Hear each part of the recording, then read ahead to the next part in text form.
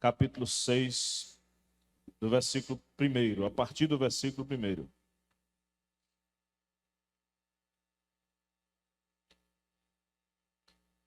Nesse momento nós vamos ler o texto de Josué, capítulo 6. Nós vamos ler os versículos do 1 ao 14 e depois nós vamos ler o versículo 20, para não nos demorarmos muito na leitura. Os irmãos acharam? Amém? Josué, capítulo 6, nos fala o seguinte, do 1 ao 14. Ora, Jericó cerrou-se e estava cerrada por causa dos filhos de Israel. Nenhum saía nem entrava. Então disse o Senhor a Josué: Olha, tenho dado na tua mão a Jericó e ao seu rei e aos seus valentes e valorosos. Vós, pois, todos os homens de guerra, rodeareis a cidade, cercando a cidade uma vez, assim fareis por 6 dias. E 7 sacerdotes levarão 7 buzinas de chifre de carneiro diante da arca. E no 7º dia rodeareis a cidade 7 vezes. E os sacerdotes tocarão as buzinas, e será que, tocando-se longamente a buzina de chifre de carneiro, ouvindo vós o sonido da buzina, todo o povo gritará com grande grito, e o muro da cidade virá abaixo, e o povo subirá nele, cada qual em frente de si. Então chamou Josué, filho de Num, os sacerdotes, e disse-lhes: Levai a arca do concerto, e 7 sacerdotes levem as 7 buzinas de chifre de carneiro diante da arca do Senhor. E disse ao povo: Passai e rodeai a cidade, e quem estiver armado, passe adiante da arca do Senhor.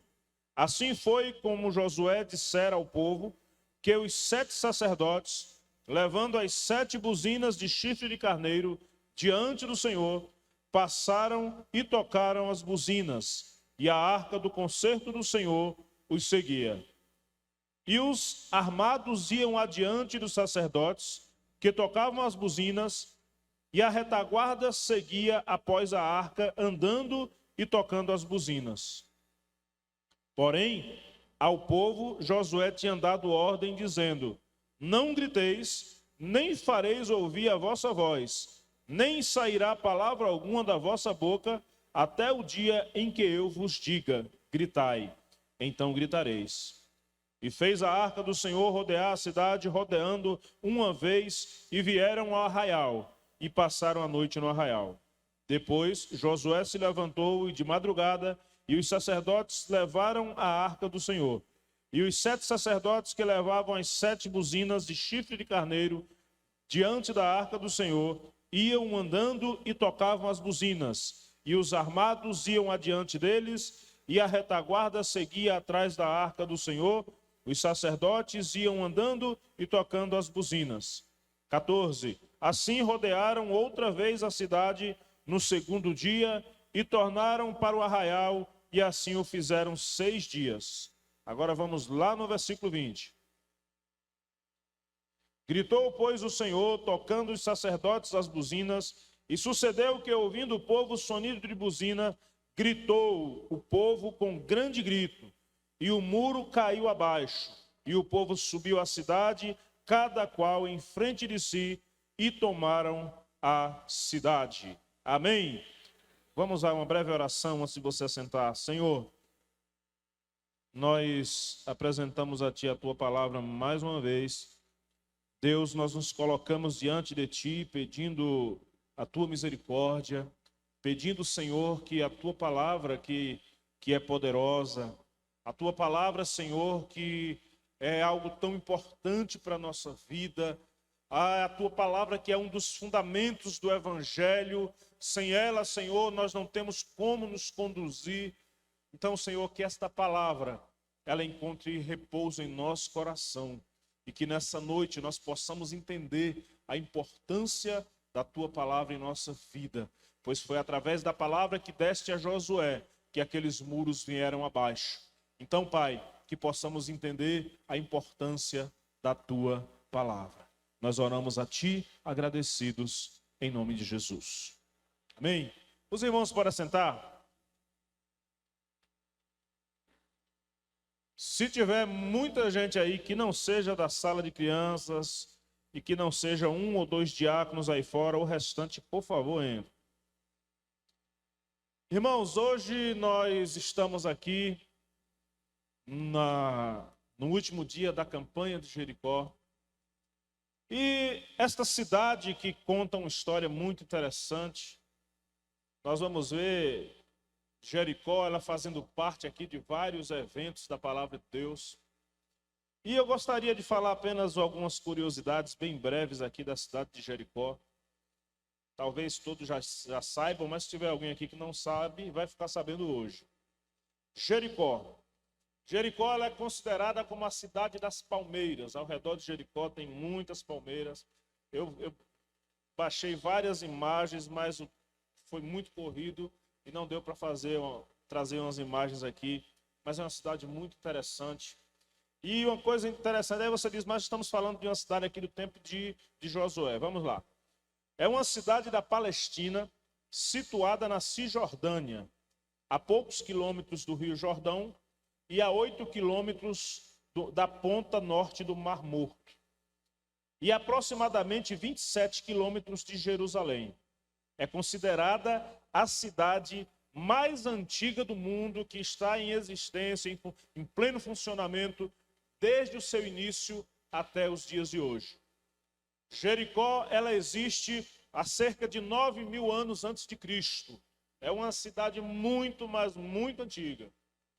E ela nunca tiveram as batalhas, tiveram as lutas, o povo de Deus tomou aqui, as muralhas caíram, mas Jericó nunca deixou de existir. E nós vamos ver não hoje aqui, mas nós vemos na palavra de Deus, no Novo Testamento, ela vai ser palco ali de muitas histórias. E nós vemos que Jericó, vamos entender que foi uma cidade escolhida por Deus, e ela existe até os dias de hoje. O último censo que foi feito em Jericó, ela não chega a ser uma cidade tão grande como as cidades que temos aqui, mas o último censo que foi feito, ela tinha aproximadamente quase 21.000 pessoas. Não é tão grande, mas é uma cidade que está em pleno funcionamento, com uma arquitetura bastante interessante, pois existem lá um sítio arqueológico onde existem as ruínas ainda da cidade antiga, mas é algo muito interessante. Então, para quem não sabia, Jericó é uma cidade com quase 11.000 anos e que ainda está em pleno funcionamento. Para que a gente possa entender um pouco, quando a gente fala dessas voltas que o povo deu na derrubada de Jericó, na conquista de Jericó, e a gente vai simular isso aqui na campanha. E a gente, dentro da igreja aqui, a gente muitas vezes pode não ter uma ideia. Aqui nós temos o quê? Um templo aqui de 20 por 20, mas o espaço que nós temos aqui para circular vai dar o quê? 10 por 10. Então nós não vamos ter muita coisa para rodear, nós não vamos andar tanto assim. Mas quando a gente para analisar Jericó, ela é uma cidade que, no período, de acordo com as pesquisas feitas, ela tinha aproximadamente 4 quilômetros quadrados, 2 por 2 quilômetros. Então, era muita coisa para andar, muita coisa para rodear. E quando você vê um percurso desse aí, quem faz uma vez só já é puxado. Agora imagine 7 vezes. Um povo que estava ali, existiam homens, mulheres, crianças, e as pessoas estavam ali, idosos, e eles rodearam 7 vezes aquela cidade para que Deus desse a vitória. Então, Jericó, ela tem aproximadamente 40.000 metros quadrados, ela está localizada 258 metros abaixo do nível do mar, é uma cidade em um vale, e ela está no Vale do Jordão, em um oásis de Wadi Keite. Irmãos, deixando à parte aqui as observações a respeito de Jericó, assim como Deus, ele deu a vitória para Josué e para o povo hebreu. A palavra do Senhor, ela nos vai garantir que esse Deus que nós servimos, ele tem a vitória para a minha vida e para a sua vida. Aquilo que colocamos diante de nós como lutas, como dificuldades, como alvos a serem alcançados, cada um tem o seu grau de dificuldade. Cada luta de cada pessoa aqui tem o seu grau de dificuldade. Até porque quando se fala de luta, naturalmente você chega para alguém e diz, olha, ora por mim, eu estou passando por uma luta. E sempre vai ter aquele irmão que vai dizer, não, irmão, fica tranquilo, a luta é pequena, Deus é grande, mas a luta é pequena. E não parte muito disso aí. Nós vamos entender nesse estudo aqui que Deus, ele continua sendo grande. Deus é o Todo-Poderoso. Mas as lutas grandes, elas existem. E só entende a luta que passa aquele que passa a luta. Então, muitas vezes, tem aqueles que veem, analisam a nossa vida, olham para a nossa situação, e eles dizem, ô irmão, não fica assim não, a luta é pequena, a luta passa. Lembra daquilo que a gente falou um tempo atrás, de Jó? Quando o amigo de Jó, ele chega para Jó, e Jó está se lamentando ali. E o que é que acontece? Para quem está de fora, é fácil dizer, olha, essa luta ela vai passar. Mas para quem está passando, é complicado. Porque você vê todas as dimensões da luta, a altura, a profundidade, a dureza daquelas paredes, você sente aquilo na alma. E o povo hebreu, o povo de Deus estava ali. Eles peregrinavam no deserto, já havia um bom tempo ali peregrinando, aproximadamente 40 anos. E Deus, que é um Deus justo, porque Deus é justo, amém? Aquilo que Deus promete, ele não falha. A promessa que Deus tem para a minha vida e para a sua vida, ele não volta atrás. Aí fica uma pergunta, e por que algumas vezes na nossa vida existem promessas que parece que nunca se cumprem? Porque Deus, ele não volta atrás, mas nós retrocedemos. A nossa maneira de estar diante de Deus, a nossa condição de nos colocarmos diante de Deus, faz com que haja um entrave, um empecilho no agir de Deus em nossa vida. Porque o Senhor, ele só vai agir em um terreno totalmente puro. O Senhor, ele só vai agir em um terreno totalmente limpo, em um terreno onde existe a ausência de impureza, se é que você me entende. Então, o que acontece? Para que nós precisamos entender que Deus, ele é justo. Então, a bênção, a promessa que Deus um dia fez para você, para mim, essa promessa ela vai se cumprir. Não importa o tempo que passa, ela vai se cumprir. Mas nós precisamos entender que nessa nossa caminhada, nessa nossa trajetória, as lutas são grandes. E o cristão, ele precisa estar em uma dimensão, em uma situação aonde ele possa entender os sinais. O que é isso que eu estou falando? Nós precisamos aprender a ouvir a voz de Deus. Nós precisamos aprender a entender que a palavra de Deus, ela fala ao nosso coração. Deus, ele fala ao nosso coração.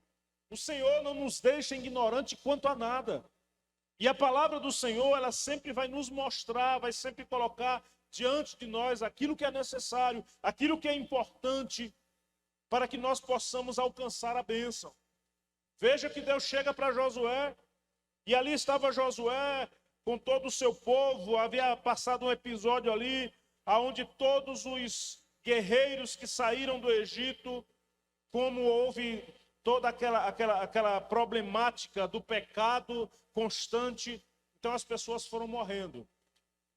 E Josué estava diante ali de um exército que não tinha preparação nenhuma.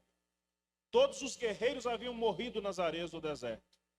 Aquele povo que estava ali, aqueles guerreiros ali, estavam em formação ainda. E ali eles haviam acabado há pouco tempo, haviam sido circuncidados, e estava passando por um novo processo, uma nova reestruturação.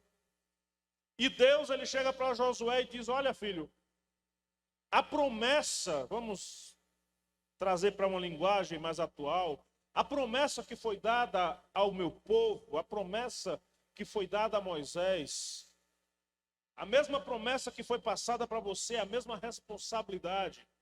Eu quero te dizer que Vocês andaram 40 anos no deserto.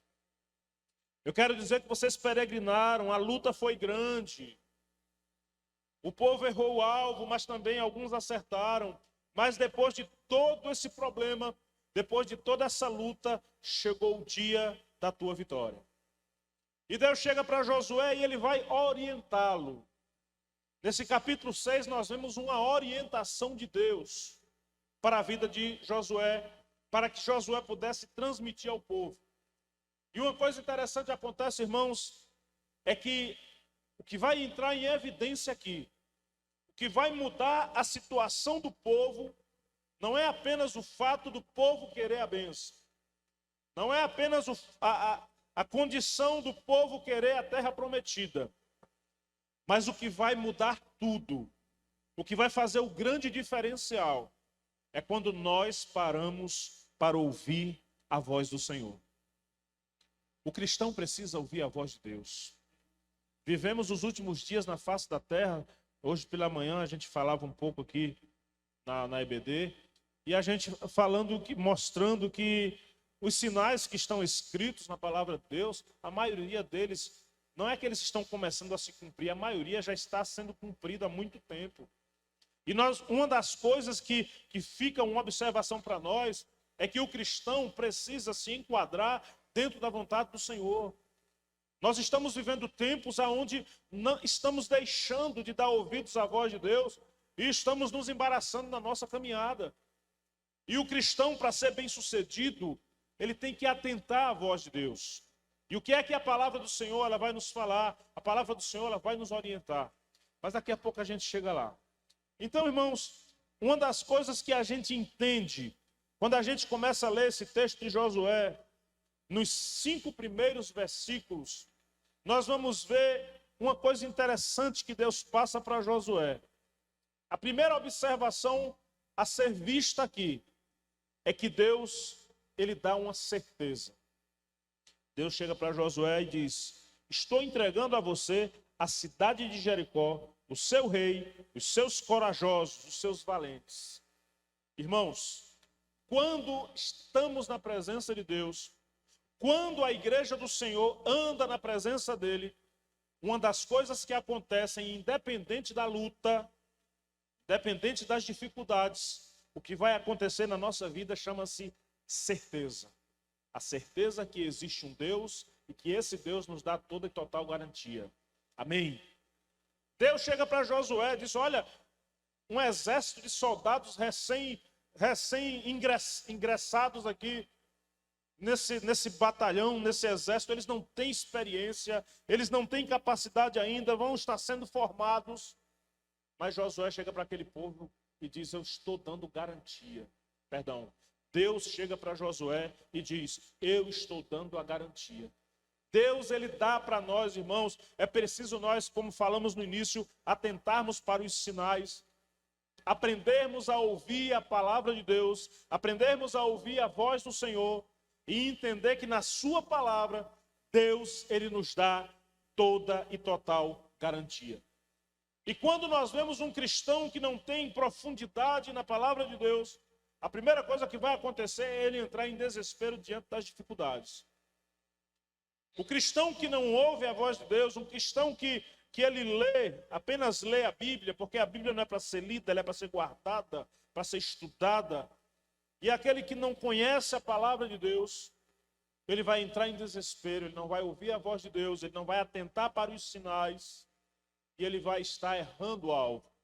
E nessa noite estamos aqui para concluir a campanha de Jericó, e gostaríamos de dizer uma coisa: o Senhor é o Deus que nos dá a garantia da vitória. Amém?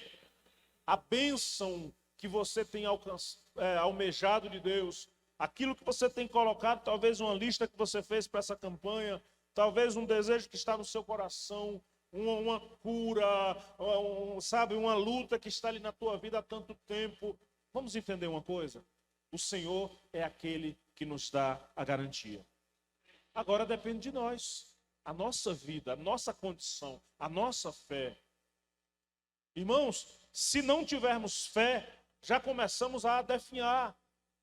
Não adianta conhecer a palavra, não adianta ser um crente fervoroso, mas se ele não tiver uma fé em evidência, ele não consegue alcançar aquilo que Deus tem para a sua vida. E nós temos que entender isso aí.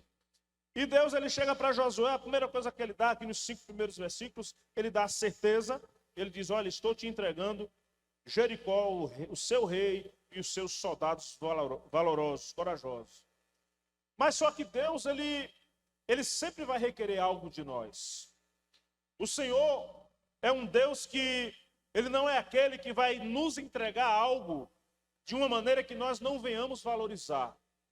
Tudo que Deus nos dá, existe um determinado esforço que nós precisamos fazer para que possamos valorizar aquilo que vem das mãos de Deus.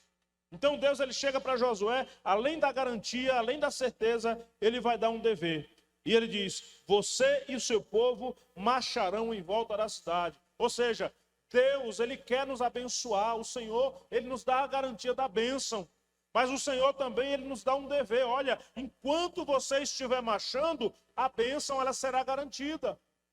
Mas para aqueles que desejam parar, para aqueles que decidem parar, para aqueles que abandonam a caminhada, não vai existir garantia de nada. Ah, mas Deus é injusto. Não, Deus é justo, 100% justo. Porém, Deus determina coisas. Deus determina como as coisas devem funcionar. Então, aquele que erra o alvo, ele vai estar se distanciando daquilo que foi determinado por Deus. Então, Deus, ele nos dá a garantia e Deus nos dá um dever. Deus diz ao povo, olha, vocês têm a garantia, mas já pensou se Deus ele fosse diferente? Ele dizia, não, eu já dei a cidade para vocês, pode voltar para o arraial, arma uma cama lá e vai todo mundo dormir. Não foi assim. Deus disse, eu estou dando a garantia. Agora vocês vão marchar. 7 dias vocês vão marchar. E todo mundo em silêncio, sem zoada. Vocês vão marchar aí. E assim o povo fez. E outra coisa, irmãos, que nós precisamos entender, que Deus, além de dar certeza, além de dar um dever, Deus, ele também vai nos dar estratégia.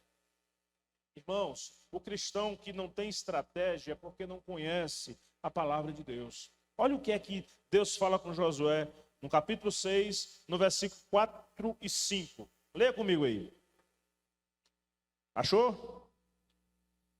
Capítulo 6 de Josué, que nós já lemos, versículo 4 e 5. Vamos ler novamente. Fala o seguinte. E 7 sacerdotes levarão 7 buzinas de chifre de carneiro diante da arca, e no 7º dia rodearão a cidade 7 vezes, e os sacerdotes tocarão a buzina.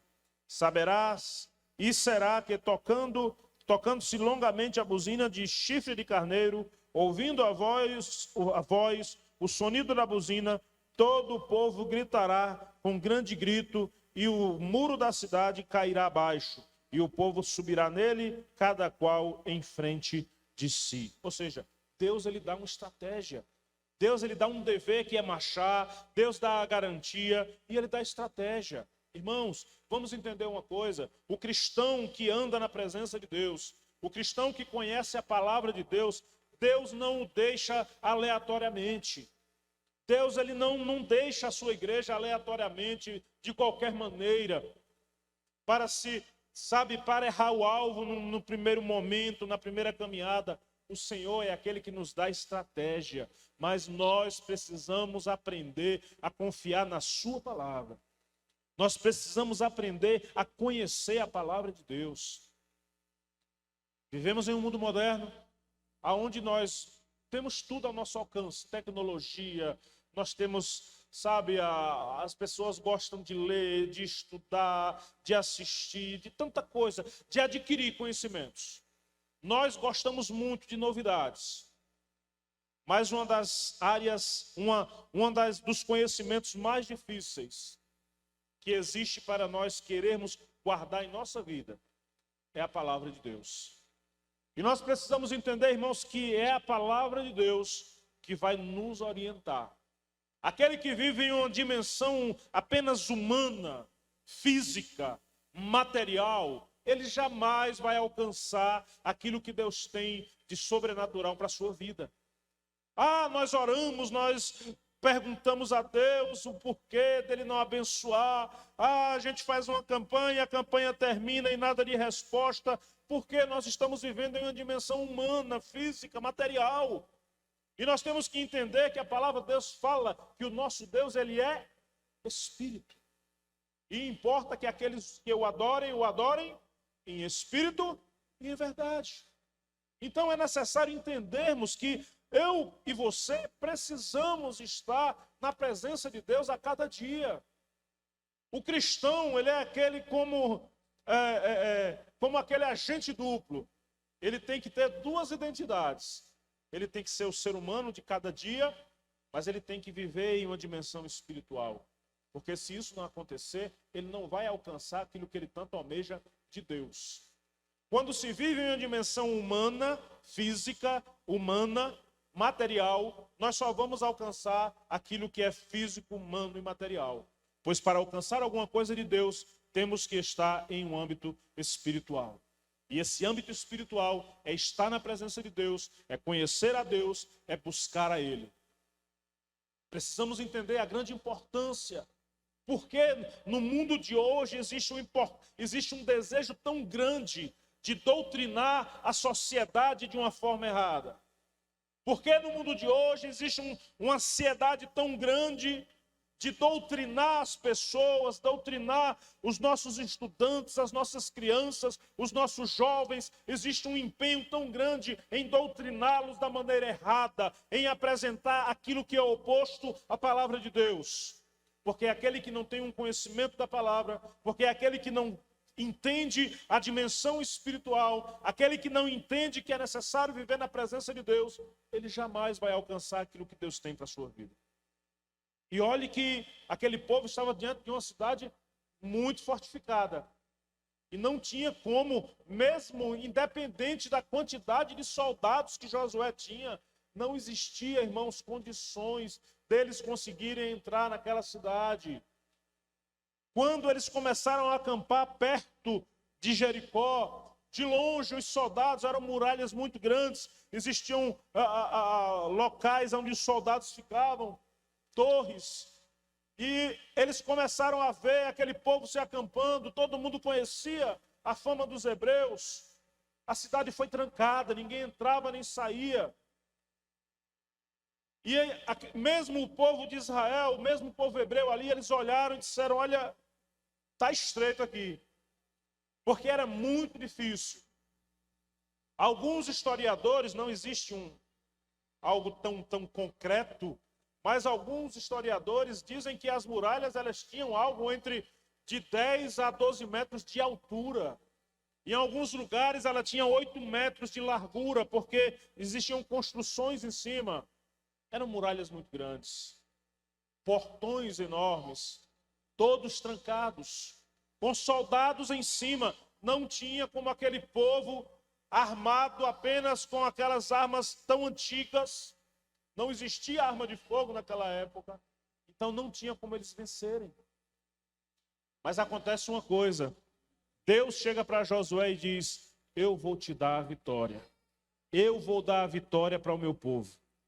Talvez eu e você estejamos olhando para as muralhas de 12 metros de altura e a gente vem a dizer, meu Deus, como é difícil, como é grande, e essa batalha talvez esteja perdida. Mas o Senhor nessa noite, Ele te diz, olha, eu estou te dando a certeza da vitória. Mas isso não depende de mim, nem depende de Deus. Depende de cada um de nós, do nosso coração, da nossa vida com o Senhor. Irmãos, em primeiro lugar, nós precisamos entender que não vai existir, não tem como nós pregarmos uma vida sem obstáculos. Se alguém prega um evangelho de flores, pode ter certeza, esse camarada é um jardineiro. Porque não existe esse evangelho só de flores. Nós vamos entender que a vida do ser humano, ela é repleta de bênçãos, mas também de dificuldades. E nós não podemos diminuir as lutas, as muralhas, porque elas são reais. Josué se depara diante daquelas muralhas e Deus não disse a ele, vá tendo fé que as muralhas vão diminuir. Deus apenas disse, tenha certeza que a vitória é sua. Tenha certeza que essas muralhas vão cair. Mas as muralhas, elas eram reais. Nós não podemos ficar, tendo essa fé exacerbada, dizendo que as muralhas não existem. As lutas, elas existem para a vida de todos nós. Cada um de nós aqui, na nossa vida, na nossa maneira de viver, de andar, nós temos as nossas muralhas. E elas são reais. E nós temos que entender uma coisa, que nós precisamos encarar esses problemas de frente. Você sabe por que tem pessoas que não conseguem resolver determinados problemas na sua vida? Porque as pessoas não encaram esses problemas de frente. Nós precisamos entender que problemas são para ser resolvidos. Problema não é para ser guardado. Problema não é para ser camuflado. Se você pega uma muralha e você joga uma lona por cima dela, ela continua sendo muralha. Se você pega um problema e você camufla ele, ele continua sendo problema. Nós precisamos entender que os problemas que existem em nossa vida, nós precisamos encará-los. Nós precisamos confrontá-los através da palavra de Deus e precisamos resolver. Existem pessoas que passam a vida toda sem conseguir encarar os seus problemas, as suas falhas e os seus erros. E quando são confrontados, a primeira coisa que fazem é tentar passar a responsabilidade para outro, ou tentar entrar com outro problema, tentar entrar com outro assunto, para que aquele seja esquecido. Mas vamos entender uma coisa, um problema quando não é resolvido, ele não deixa de existir. Ele pode até ser camuflado por um tempo, mas ele volta. E nessa noite nós estamos aqui para derrubar, lançar por terra todas as muralhas da nossa vida. E precisamos aprender e entender que os problemas, eles não podem ser camuflados. Eu não posso chegar para Deus e negar, dizer, Deus, eu não tenho esse problema. Deus, eu não tenho esse pecado, porque Deus, ele nos conhece. Deus, ele conhece o nosso íntimo. Deus, ele conhece o nosso coração. E a palavra de Deus, ela não tem dois argumentos. A palavra de Deus não tem duas formas de ser. A palavra de Deus, ela vai nos mostrar que se nós estivermos servindo a Deus em espírito e verdade, se na nossa vida existir a ausência da vida pecaminosa, se a nossa vida nós estivermos andando de uma maneira que agrada a Deus, aí sim, as transformações vão acontecer, as bênçãos vão chegar. Mas enquanto estivermos encobrindo, nós vamos poder participar de milhares e milhares de campanhas. Enquanto nós não confrontarmos esse problema de frente, enquanto nós não olharmos para esse problema cara a cara e não resolvermos parar para resolver, e não tomarmos a decisão de parar para resolver, nada vai acontecer. Vai poder fazer campanha com o maior pregador da face da terra, aonde for. Ah, vai ter uma campanha em Marte, vou pegar um foguete, vou para lá. Vai voltar com problema do mesmo jeito. Porque problema, ele só pode deixar de existir na nossa vida quando nós entendemos que ele existe e quando nós somos confrontados diante da palavra do Senhor. Então esses problemas, eles vão ser, essa condição, ela vai ser tratada e esses problemas vão deixar de existir. Amém? Irmãos, quando o Senhor mandar rodear a muralha, a gente para entender, para analisar uma coisa. Quando o Senhor manda rodear a muralha, isso nos leva a entender uma coisa bastante interessante. A gente vê aquele povo ali, sem motivo algum, Deus chega para Josué e diz, olha, bota o povo para rodear essa cidade. Irmãos, não tinha nada para eles fazerem ali. Só existia uma muralha enorme e intransponível. Mas Deus manda rodear a cidade, a muralha. Ou seja, quando nós somos induzidos a ficar rodeando essa muralha, é como se Deus dissesse, pare, analise esse problema, avalie esse problema. Não é apenas ignorar. Quando Deus manda o povo rodear, é para que o povo pudesse entender que de todos os lados que eles fossem, existiria uma muralha. Não tinha como vencer aquela batalha, não tinha como alcançar aquela cidade se não fosse derrubando a muralha. Temos que avaliar, temos que fazer uma análise do problema, temos que fazer uma análise da nossa condição. E não adianta tentar pular por cima da muralha, não adianta tentar achar um portão aberto, porque o Senhor vai fazer o povo rodear a muralha e eles vão ver que não existia brecha para passar. Eles precisavam encarar de frente, eles precisavam avaliar aquela condição. E nós temos que entender, irmãos, que rodear aquela muralha não foi fácil. Imagine aí aquele povo ali rodeando aquela muralha. Imagine no último dia, 4.000 metros ali para rodear. Imagine como não foi aquela condição. E aquele povo cansado, já ali com os pés machucados.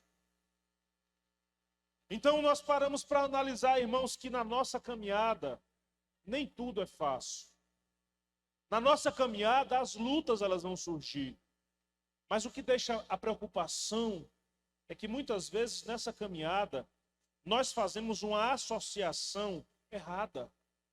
Sabe, nós temos uma facilidade muito grande de linkar, de associar a vida com Deus, o servir a Deus, com bênção. Se Deus não me abençoa, se Deus não concede a bênção que eu estou pedindo, então a minha fé vai se esvair. Se Deus não me abençoa, então eu vou deixar de servir a Ele. E essa associação, ela é completamente errada. Nós servimos a Deus, mas nós não podemos usar esse servir a Deus como uma moeda de troca. Precisamos entender que maior que qualquer bênção, maior que qualquer benefício que possa vir para nós, maior que qualquer coisa, é a presença de Deus em nossa vida.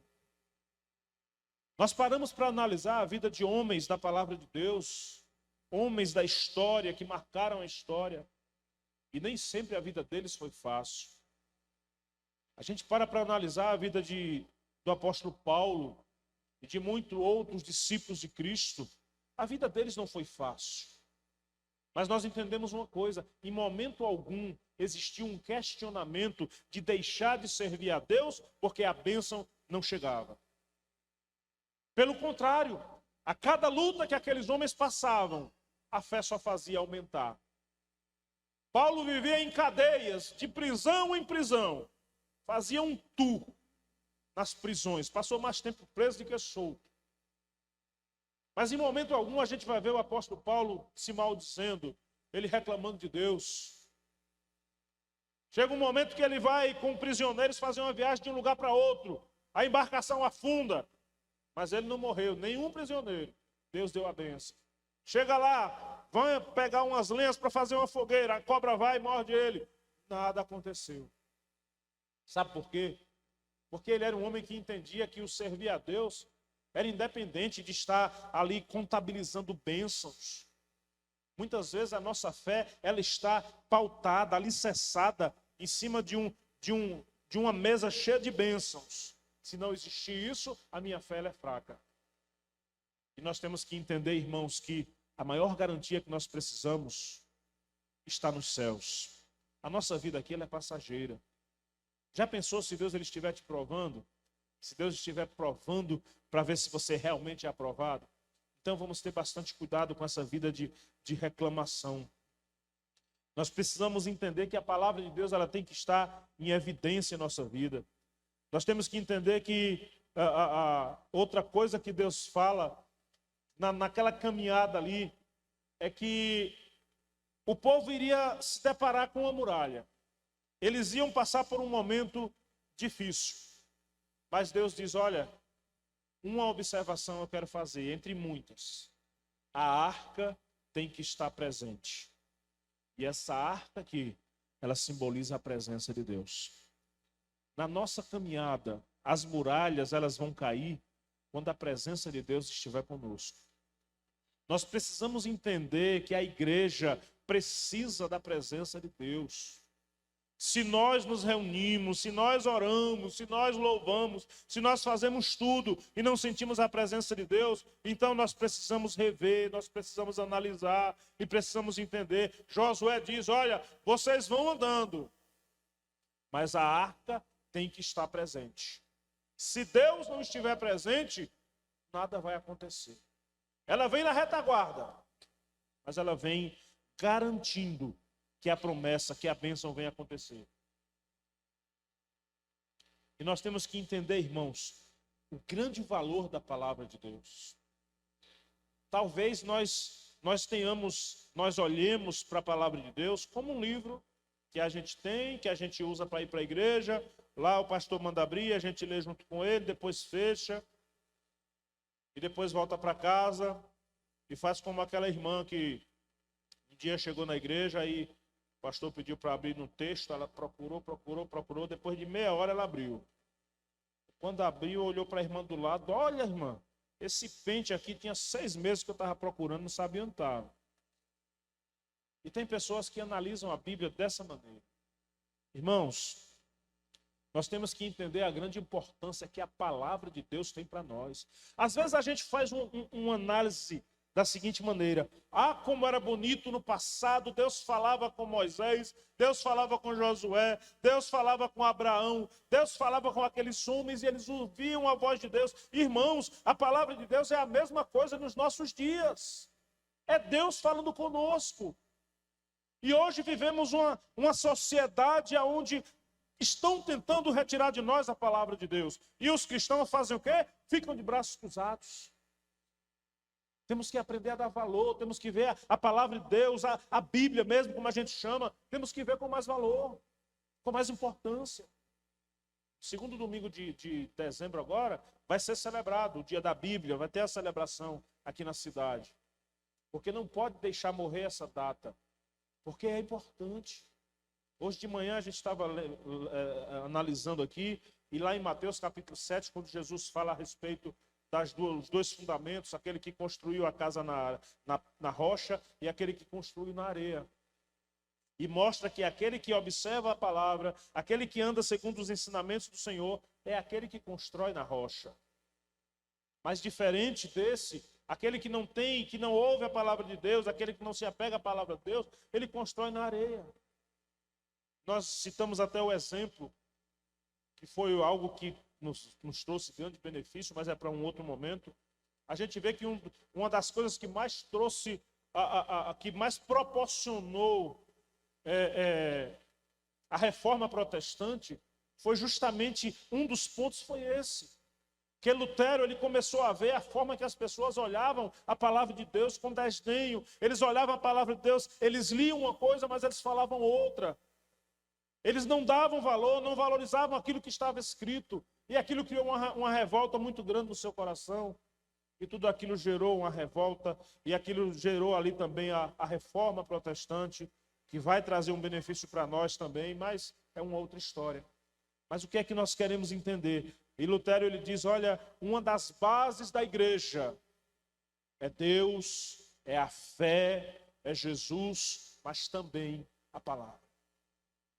É uma das coisas que ele afirma que são 5 pontos, 5 fundamentos do Evangelho, e um deles é a palavra. Nós, cristãos, nós, povo de Deus, precisamos entender a palavra como importante, precisamos conhecer a palavra, precisamos lê-la. Não só ler, mas guardar em nosso coração. Nós lemos qualquer livro, qualquer romance, qualquer filme, assistimos, não que seja errado. Mas entenda, irmãos, é dar um grau de importância que a Bíblia merece, pois é Deus falando ao nosso coração. A própria palavra diz que nós erramos por não conhecer as Escrituras. Então nós precisamos entender isso aí. Não importa o tamanho do problema ou da dificuldade, sabemos que eles são reais, mas o Senhor, Ele está conosco. Uma observação importante, irmãos, que a gente vê é que Deus, ele vai falar com Josué, lá no capítulo 6 ainda, no versículo 6, já estamos caminhando para o final, viu? Olha o que é que ele fala no versículo 6. Então chamou Josué, filho de Num, os sacerdotes e disse-lhes, levai a arca do concerto, e 7 sacerdotes levem 7 buzinas de chifre de carneiro diante da arca do Senhor. O que é que nós vemos aqui? Irmãos, Josué, ele recebe uma incumbência. A arca da aliança, ou seja, a presença do Senhor, precisa estar no meio do povo. E Josué, de forma sábia, ele não vai cometer um erro que Davi cometeu. Davi, ele se empolgou demais, o que é que ele faz? Ele manda fazer um carro, aquilo que a gente chamaria hoje de um carro de boi, mas uma coisa chique, uma coisa organizada. E ele vai e coloca a arca em cima daquele carro. E não era esse o desejo de Deus, mas é um outro tema. E Josué, ele faz o seguinte, olha, os sacerdotes, vocês vão carregar. O que isso significa? A responsabilidade de ter a glória de Deus na nossa vida, nós não podemos transferir para ninguém. Nós temos líderes, nós temos pastores, nós temos pessoas que oram por nós, mas nós temos que entender que é uma responsabilidade nossa. A gente não pode passar o tempo todo, tem a campanha, eu vou estar ali dando aquelas 7 voltinhas, mas você ora por mim para que Deus me abençoe. Não, ore você. É uma responsabilidade nossa. Não que seja errado orar pelos irmãos, entenda o ponto de vista que eu estou colocando aqui. Nós temos que trazer a presença de Deus para a nossa vida. É intransferível.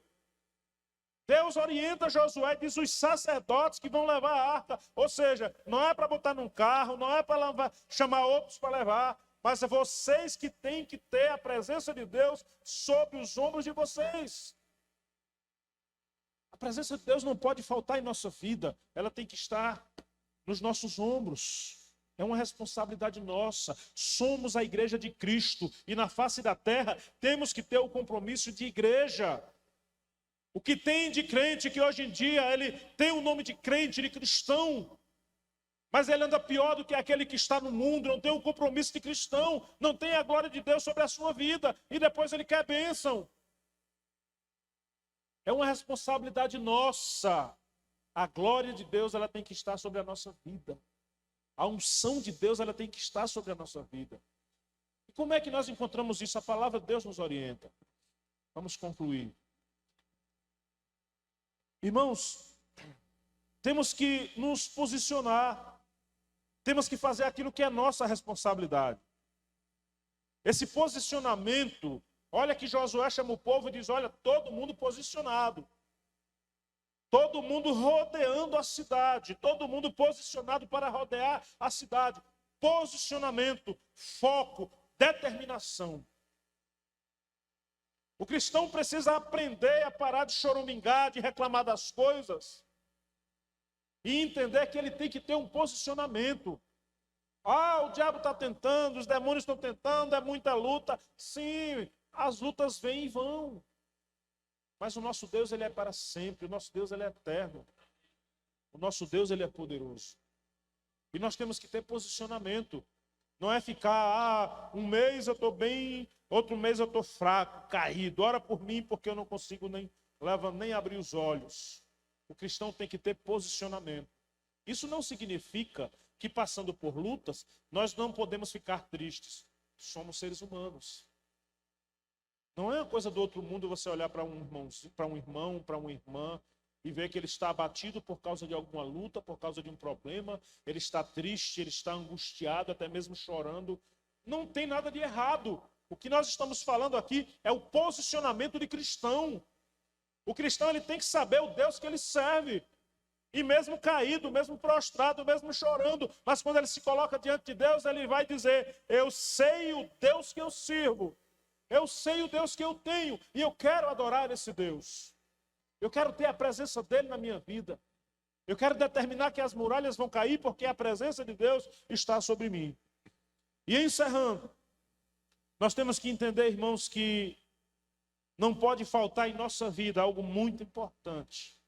Para que todo esse processo ele esteja em andamento, para que todo esse processo ele não deixe de existir em nossa vida, precisa acontecer o que Deus falou com Josué. Diz, olha, manda buscar todos os sacerdotes levitas. E cada um deles, 7 sacerdotes, que eles estejam com a trombeta na mão e nos lábios. Que eles estejam tocando ao Senhor. Que eles estejam louvando ao Senhor. E o louvor, ele fala de aproximação, intimidade com Deus. Quando nós tivermos intimidade com Deus, quando nós tivermos aproximação com o nosso Deus, Quando falamos de proximidade, de aproximação, de intimidade, nós estamos falando de conhecer. Não se conhece alguém que está longe. Não se conhece uma pessoa que a gente vê apenas passando 1 ou 2 vezes na semana na nossa porta. Não se conhece assim. Para conhecer, a gente precisa estar junto da pessoa. Precisamos ter intimidade. Precisamos conversar com essa pessoa. Precisamos sentar com essa pessoa. Trocar ideia com essa pessoa. Então precisamos, com o nosso Deus, ter intimidade.